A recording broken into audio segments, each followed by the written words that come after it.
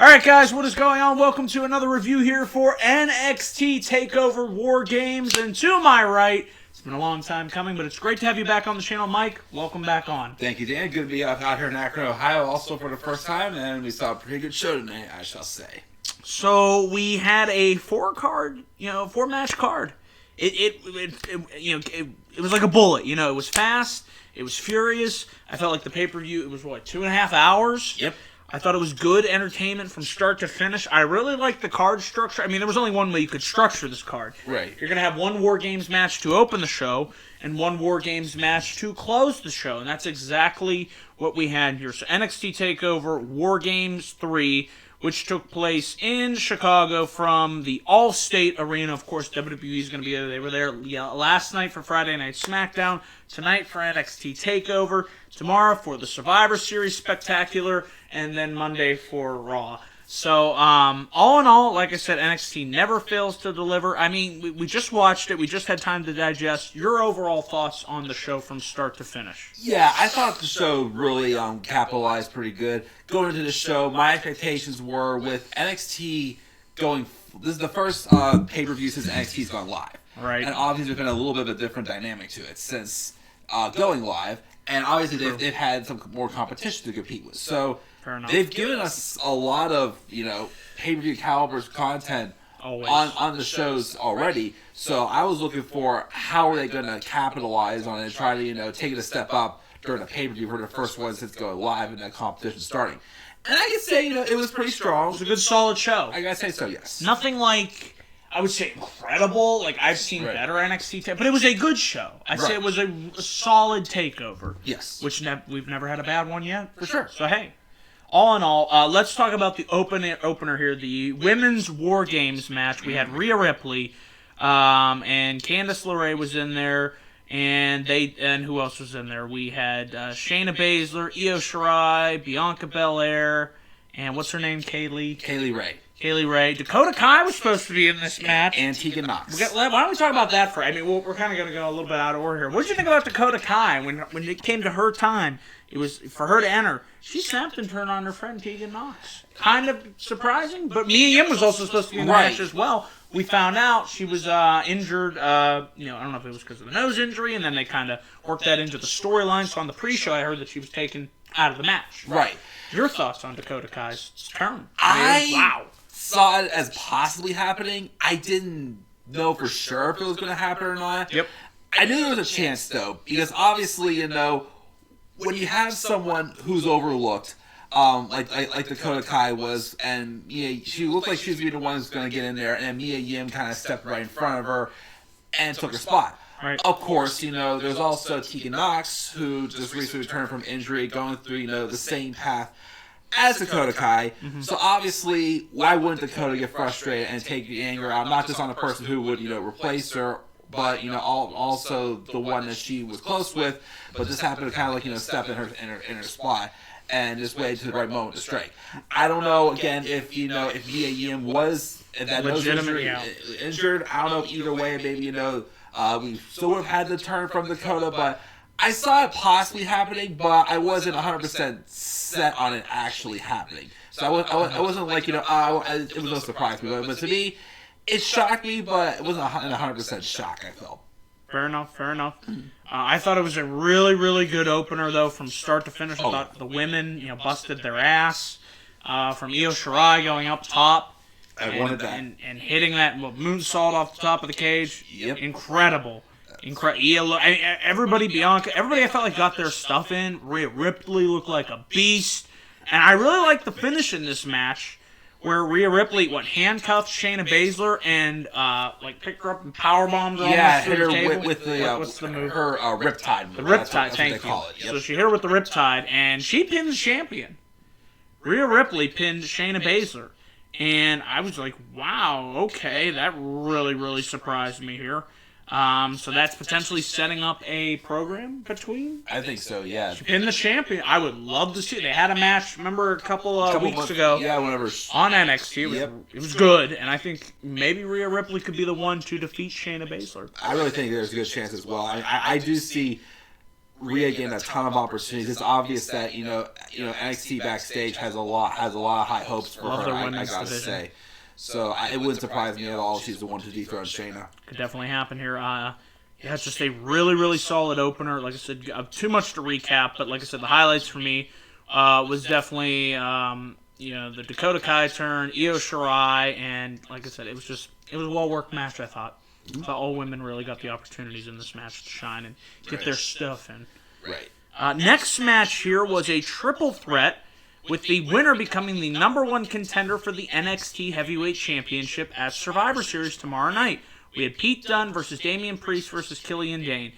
Your thoughts on this match? I thought it was good, but my minor nitpick was kind of like, you could have shaved 5 minutes off of it. Yeah. Like, did it need to be necessary? I did like the near falls in the match. It went 19 minutes. 19 minutes. I would have taken 5 minutes. I felt like 25 to me, but 1956.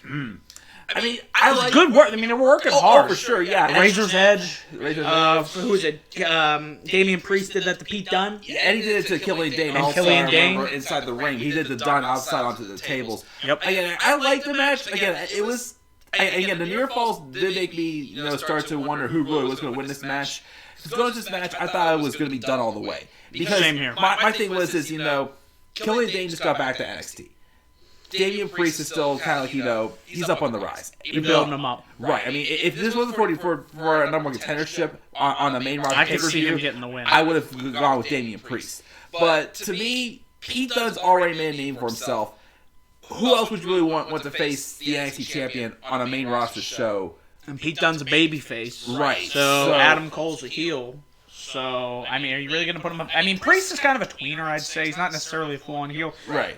Killian Dain is a heel, so I didn't see that as a possible matchup. So we got Pete Dunne versus Adam Cole tomorrow, so I'm really looking forward to that. That should be a good match, a good addition to the Survivor Series card. It should be. Yeah. Anything else you want? Like I said, I thought it was a good triple threat match. I thought all three guys worked well. I would have taken 5 minutes off of it because it's the only minor nitpick with NXT. I feel like not all these matches have to go 20, 25 minutes. Right. Sometimes you can get a lot done in 5 to 10 minutes. For sure, yeah. You know what I mean? It'd be, yeah. So minor nitpick there. But anything else, Mike, you want to say about the triple threat? I thought it was good. Yeah, definitely. All three guys I thought brought out the hard-hitting style in them for sure. And, of course, giving Killian Dain a rub again. I really do think, even on the main roster as a single star, they really missed an opportunity with him. Yep. And Damian Priest as well, giving him his first pay-per-view match as well. And I see a lot in him for sure. And of course, his entrance is absolutely badass. Definitely. Let's talk about Finn Balor here versus Matt Riddle. And he defeated Matt Riddle.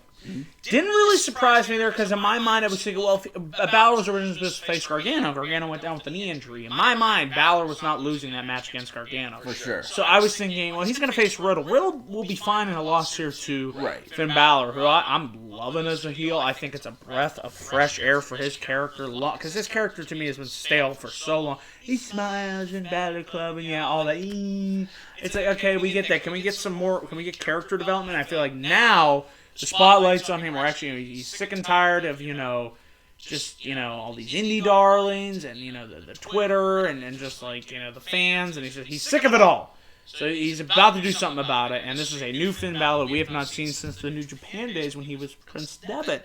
So it's really nice to see that aggressiveness in Balor here. And I was surprised that he picked up the win here with the 1916 rather than with coup de grace. Coup de grace. Yeah, I feel like the 1960 is just like another breath of. He's used it before. I remember seeing it, but it kind of faded away for a while. I feel like as a heel, it's kind of a fresh finisher for him and more devastating than double foot stomp off the top rope to the chest. Yeah, the it's coup de grace. It's not saying it's like simple, but it's not as deadly looking as a heel's supposed to be. As far as hurting somebody long term, storyline wise, he's kind of done to Gargano. Right. Taken out. Plus, two, delay the match with him and Gargano to give Balor time to get his heel. Probably for WrestleMania weekend. Probably that. You could save it. If you want to go that long, you can. Who knows how long Gargano will be out for. Right. Just to, as well, give, Balor some more time to develop his heel character and get him, as hot as before facing a guy like Gargano. I agree. I feel, yeah. But I thought the match was good mix of styles. I didn't think it was as great of a match as that. Maybe my expectations were a little bit too high. I agree with that. I was thinking maybe it was going to be instant classic, but I thought it was a good match. Oh yeah, I thought so too. Now, would you say this next? Anything else you want to say about the match before we move on? No. Okay. This is my pick for match of the night. I don't know about you, but the men's War Games.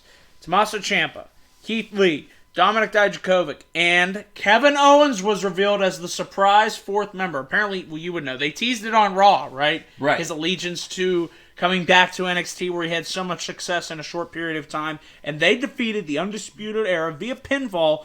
Roderick Strong, Kyle O'Reilly, Bobby Fish, and Adam Cole, baby.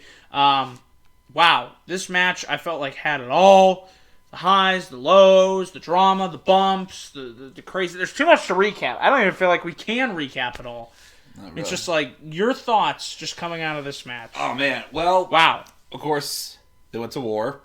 We didn't get any tables in the women's match. Adam Cole brought out all the tables that you constantly could. Probably drinking it. I would have been drunk by the time you pulled out all this. Take a swig every time you pulled out a table. My goodness. Did Kyle O'Reilly would take any crazy bumps? Because anymore, he's always taking like the nastiest bumps in all of his matches. God, man, you're gonna kill yourself. Well, obviously he didn't take the craziest bump in the match, but I thought everybody looked good. Keith Lee looked like $1 million. Power, finesse. Oh yeah, He's really taken another step up this year. I really feel like the stuff that he can do in the ring. It's just like for a guy his size, you shouldn't be able to do that. I was worried he was going to do a freaking moonsault off the top of the cage. I'm like, Keith Lee, please don't kill yourself. I'm just like, that'd be the crazy spot. How about when Owens came out? Ooh.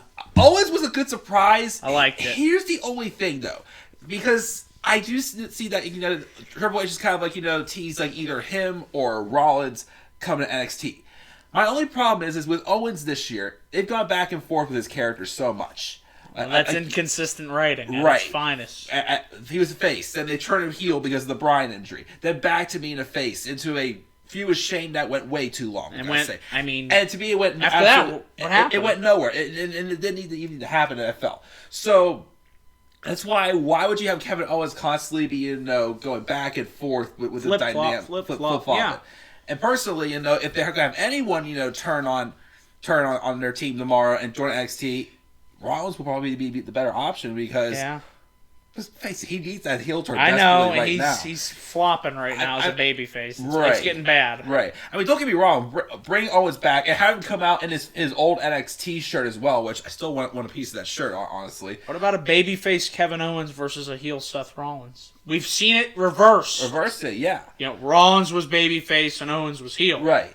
Saying maybe it could work. It could. That's just my only thing about my thing is is tomorrow is always going to be join NXT, or is this just like a one-off thing with him just coming in? Because I still personally think that him just turning again is going to be like, okay, how many times we've been there, we've done that. It doesn't mean anything. Right. It's like the firing angles that they do. How many times did Kevin Owens quit? Then Shane gets fired. He'll be back soon. It doesn't mean anything. Exactly.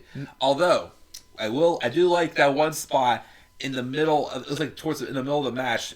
In the middle of between both the rings, they were on the metal, and they were teasing. Panama Sunrise. Well, they first were teaching the package pile driver. We were hoping to get that because we haven't seen that, and then the freaking Panama Sunrise. I thought the impact, like the way that the sound hit. I mean, it was beautifully executed. Hopefully, nobody was hurt. For sure, it was incredible. And then Ciampa going up top and taking out Adam Cole through the tables. I mean, holy crap. All the other members of the Era were also taken out table by table as well. I mean, bodies were strewn everywhere. It was chaotic. And, wow. I think they even showed Britt an air raid crash in the crowd. Wow. Too, yeah. But yeah, that was scary. The win. Ciampa wins. Yep. About right outcome, Mm-hmm. Surprised they didn't have Raw or SmackDown show up at the end. I thought that was with Owens the amount of time also left? You'd think maybe that they were going to try to pull it off with Owens. They're coming, and they just it didn't happen. Nope. So I was like, oh, okay. I mean, but overall, like I said, from start to finish, NXT, it doesn't overstay its welcome. 2.5 hours. We're not burned out. We're still excited. We still have energy now. Will Survivor Series be able to do that tomorrow? We'll see. There are a number of matches I'm looking forward to, but will the show matter in the long run? Because remember last year, SmackDown lost. They got swept. And that led to what? What happened after that? Where did that go? Nothing. Just for a month later for Corbin to be fired from his position as acting GM. See, but that's the problem, though. It should have led... Remember Shane said there were going to be consequences? Yep. Was there ever? This is why I don't care anymore. Right. The consequences don't mean anything. Hell in a Cell stipulations don't mean anything. When you water down these stipulations, they don't mean anything. And the fact that nothing's on the line tomorrow for Survivor Series, just kind of going off on a little tangent here, I mean, it really hurts my enjoyment. I mean, like, the matches will be good, but you need to have something on the line. How many times can I say it? Can I shout it to the heavens? Put the number 30 spot. The winning brand gets the number 30 spot in the Royal Rumble. There. Right. There! Or you get a draft pick or something. I don't know. Nothing? Nothing at all. Or the winning brand, either men or women's championship gets the main event WrestleMania. I don't know. Yeah. Something! But nothing. There's nothing on the line. So, you know what? Whatever. So, I think it'll be potential to be a good show. Mm-hmm. But you know, with the main roster, keep your expectations low. Ever since Hell in a Cell, boy, have they done that. They've done a great job. How many episodes of SmackDown have I watched since Hell in a Cell? One, and that was the episode where they were forced to come up with something on the fly with their backs up against the wall, and that was a great episode of SmackDown, that November 1st. I believe it was that one. Yeah, second. Yeah, whatever. first. It was the day after Crown Jewel, and I was on Halloween. So. It was the last show I've watched, and I have no desire to watch since then. Sorry, I'm just... Maybe Survivor Series will be good. It'll get some momentum back. Where we're going into the even bigger lull. You think it's bad now. We're going into the Christmas season. I always wish they just took off for the month. Because the shows are even worse. For sure.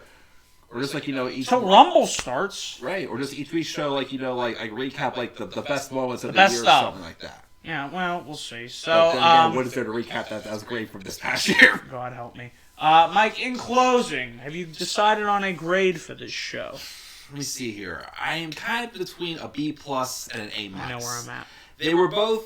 It was a good show. Again, it wasn't the best takeover. Blowout. Oh my god, no, but it was solid. But it was solid, and there was some story development, so I still give it an A-. You're going with an A-? I'll give it an A-. Okay, A- it is. My grade for this show, I'm going to go with a B+. Like I said, it wasn't the greatest takeover of the year, but I thought it had its number of moments. I didn't think there was a bad match on the card. You could have trimmed some time off the triple threat match, but I thought both War Games matches delivered, especially the main event there. And solid up and down card. I'm going with the B+. And Twitter poll results. Thank you to 5 of you that voted in the Twitter poll.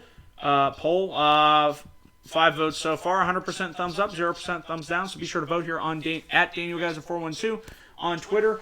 And Mike, before we go off the air here, where can people find you? Because I know you had issues with YouTube here. Where are you at now? Yeah, YouTube still hates me and is not giving me my channel back right now. But from now until then, I am live streaming the Talk Wrestling on Twitter, so you may follow me on Twitter. You may follow me on Twitter at DemandAir93. As always, make sure to support Dan as well. Links will be down below. Thank you for that. Sure. It's great having you on the channel. Great to catch up again. And guys, I want to say thank you all for watching this NXT TakeOver WarGames review. Leave your comments down below in the comments section. Also, we'll be doing another episode of the Ultimate Marks podcast. Be sure to check out episode 1 with my good friend Matt Rossman. Episode 2 will be coming later, hopefully next week. We're going to get that set up. So for all my weekly thoughts, opinions, news, results on wrestling, that is the Ultimate Marks podcast here on youtube.com/DanielGuys412. And like I said, be sure to check out Mike's links. They will be down below in the description box.